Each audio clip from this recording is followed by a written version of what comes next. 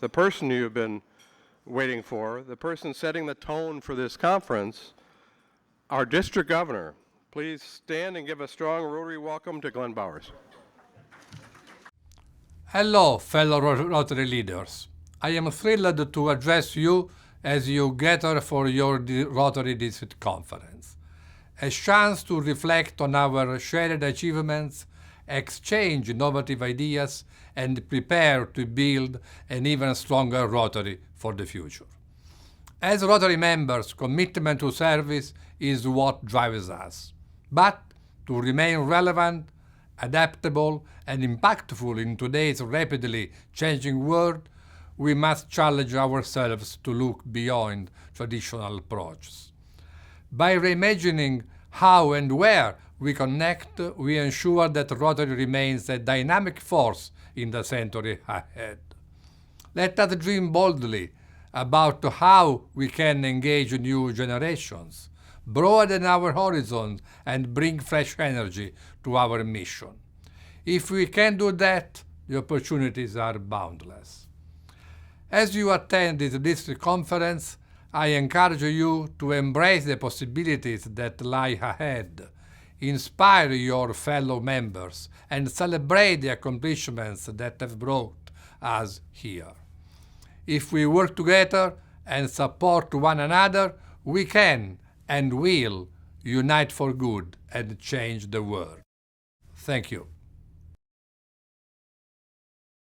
Well, good morning. How you feeling? Great, good. I would say if you're having fun yet, but one, it's too early in the morning, and it's too early in the conference to really be at that level.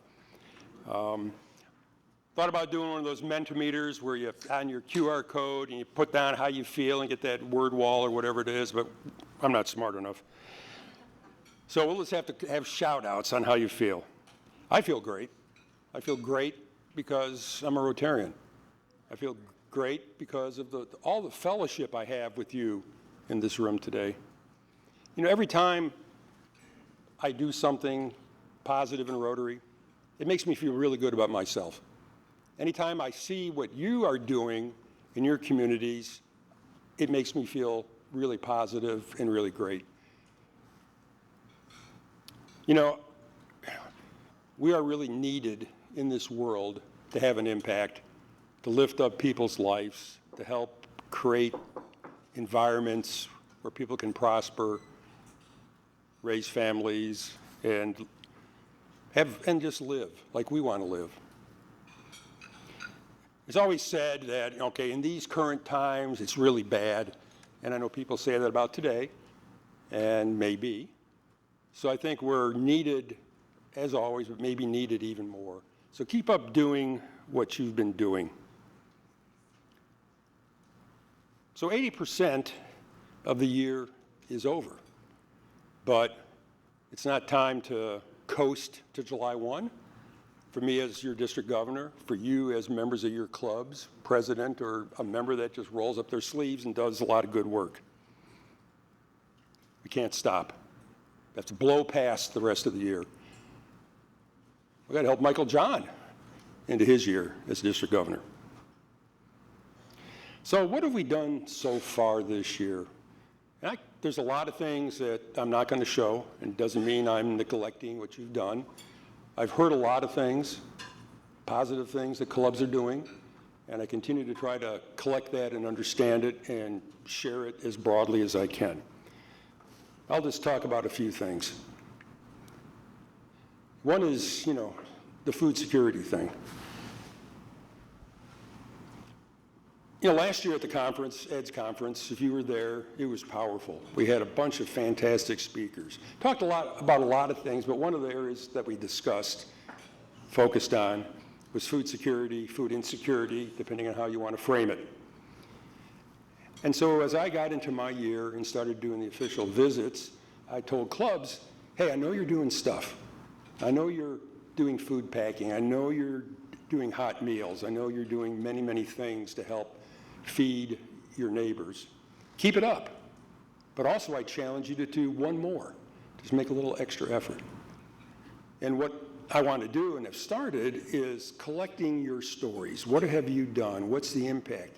And we want to pull all that together so we can share beyond Rotary what our 54 Rotary clubs, our 2,100 and change members are doing to help their neighbors find food. So just a few stories here. You know, the Hudson Daybreak Club, they just had a food packing event at the St. Croix Valley Food Bank. They worked together, Unite for Good, they worked together with the other club in Hudson, and they deliver hot meals once a month to a homeless shelter in New Richmond, Wisconsin. The Anoka Club, they work with a local food bank and do a lot of projects. They pack vegetables. They help deliver weekend food packages, pack them and get them delivered. They did, like a lot of clubs do, they did Feed My Starving Children.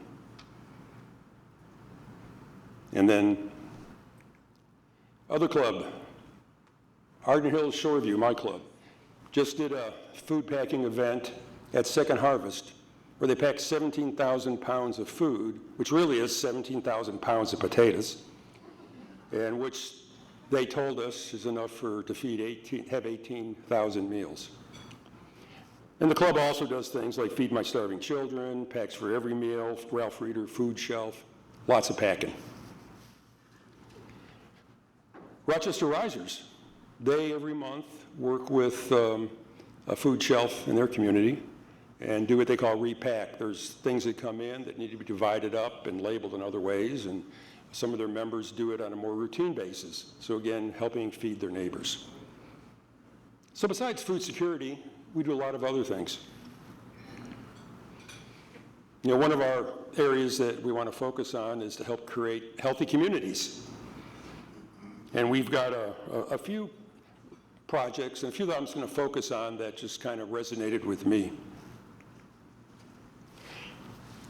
The White Bear Lake Club has a project with malaria vaccination. And if you read the Rotary magazine, you see that after polio, malaria eradication is a priority for RI, for all of us. And so they had a project where they worked with local providers, local experts, and had vaccination clinics in 80 different villages in Sierra Leone. And that ended up with almost 3,000 vaccinations. Now, from what I've heard, it takes 2 of the shots to give you the immunity that you need for malaria. So we're talking about, 1,500 people, and a lot of it, 1,500 kids who now will grow up not being worried about contracting the debilitating disease, malaria. We're lucky in this country, it's not here anymore. My grandfather, who grew up in Chicago, he had malaria. You don't even think about that in places like that, and that's where he got it. The Arden Hills Shoreview Club, they had a global grant this past year, and it was working with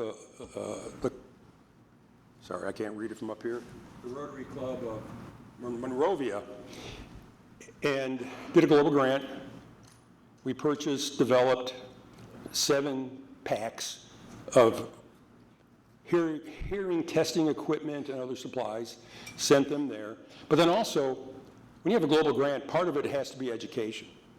And so the grant educated 10 nurses, trained them in how to be certified as hearing instrument specialists. So now 7 hospitals have this equipment, and last year, calendar year, over 5,000 people were screened. Fortunately, a lot of them didn't have issues, but there were some that were identified, and those that may have lost their hearing or those that had poor hearing today now can hear well. Next one is, and we have some visitors here today, but this is one that I find really interesting. It's a global grant There are special global grants that are vocational training.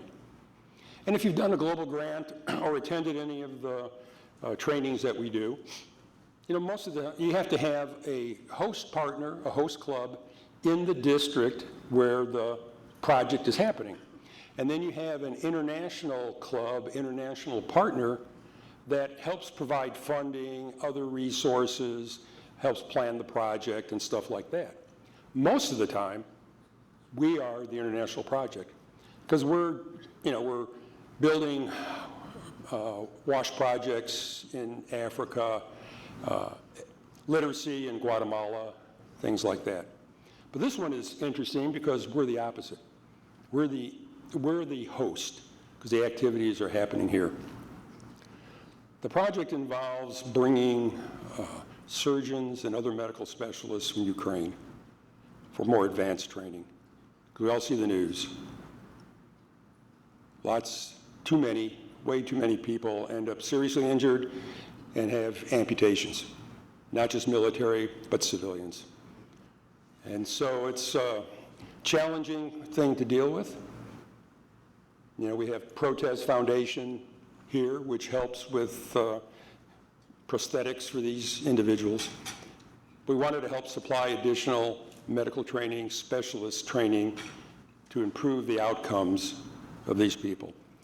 So the project is there's 18 surgeons, medical specialists that are here or will be coming because they're coming in 3 different sets of 5-6 people. And we have some that are here right now. So Greg, why don't you just have your friends stand up and be recognized.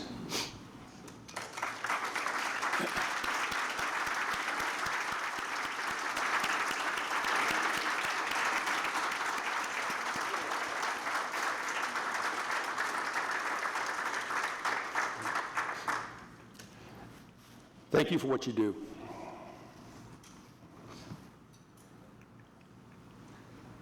Of course, another area that's dear and near to many clubs is literacy. And a lot of clubs have some type of reading to third graders or bringing books or varies on and on. So again, I'll just mention one club here, the Club of LeSueur. You know that a lot of kids don't get nutrition during the week when they're going to school, but they may not have the same thing available on weekends. So there's projects many clubs do where you help involved with packing a backpack for food for the weekend. But what LeSueur has done too is they've added books to this weekend pack.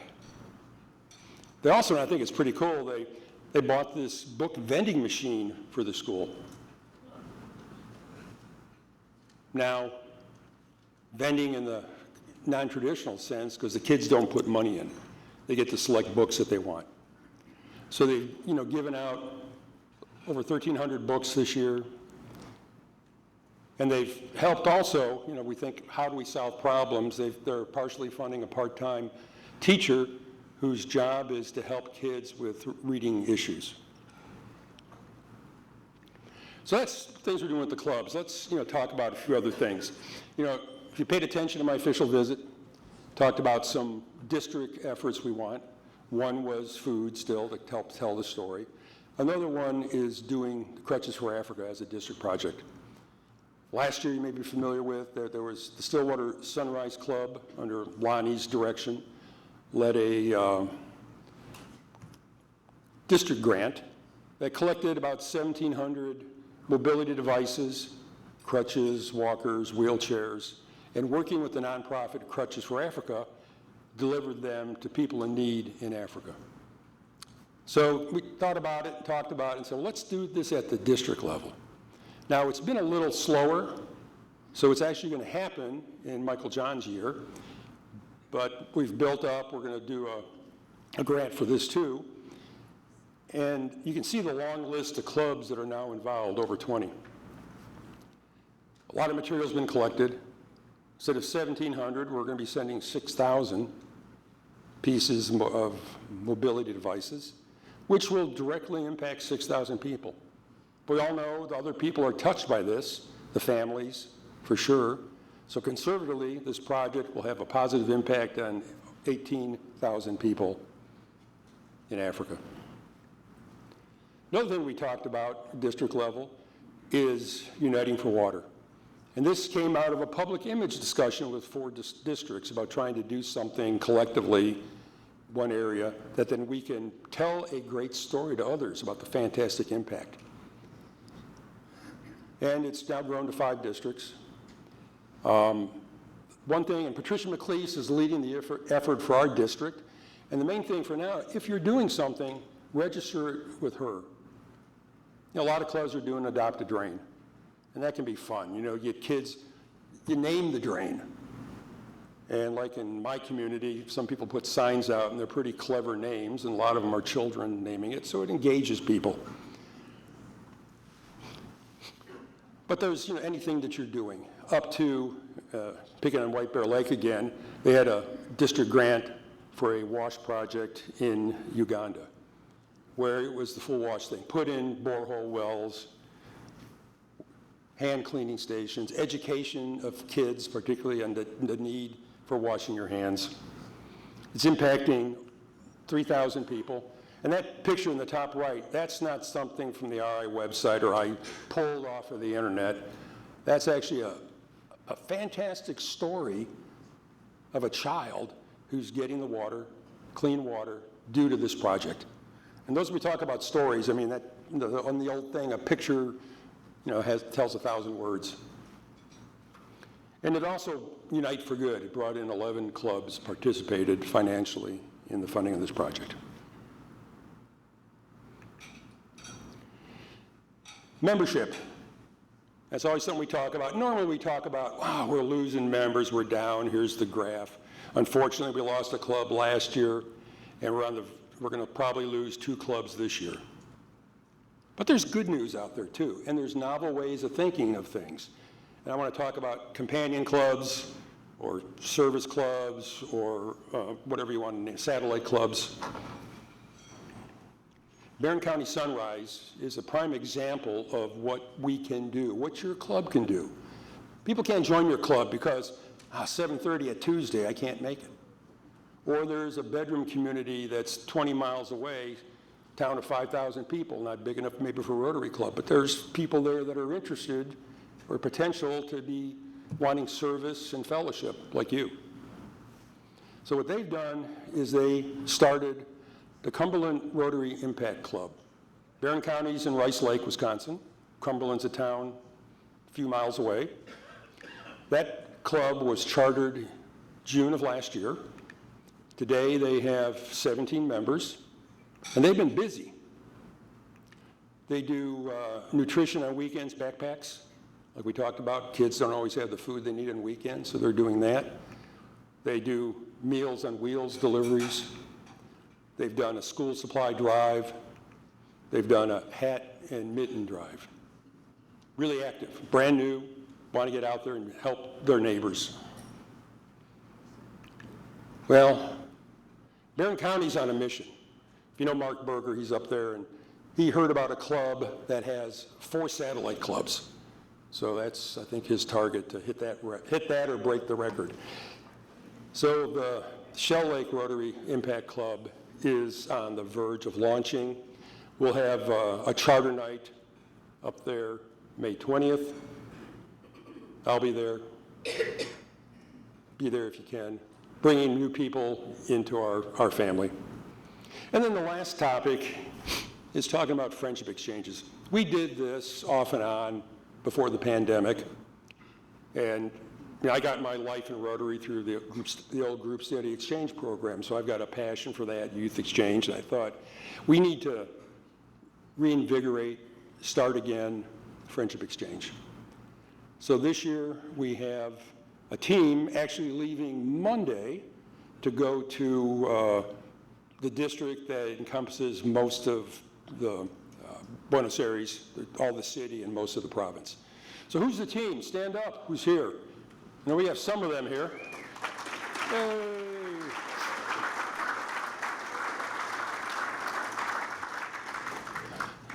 We've got 9 going down and 10 are coming back. The 10 from 9 coming back now? Oh, uh-oh. So 9 coming back. It'll be here June 1st to the 10th. Primarily, they're going to be down in the Rochester, Wabasha, Winona area, and then up Rice Lake and Hayward, and then back down to Hudson. So if you're around, if you're close by, if your clubs are there, connect with them. Experience some fellowship with these people from Argentina. All right, yeah. So I'm at a friendship table out on the area, so I have a little handout of the schedule, of incoming team schedules that you can take with you or take a picture of it and come visit. Yep. Rob's the team leader. So you're not going to Argentina, but we've already arranged one for a district in southern Brazil this coming fall.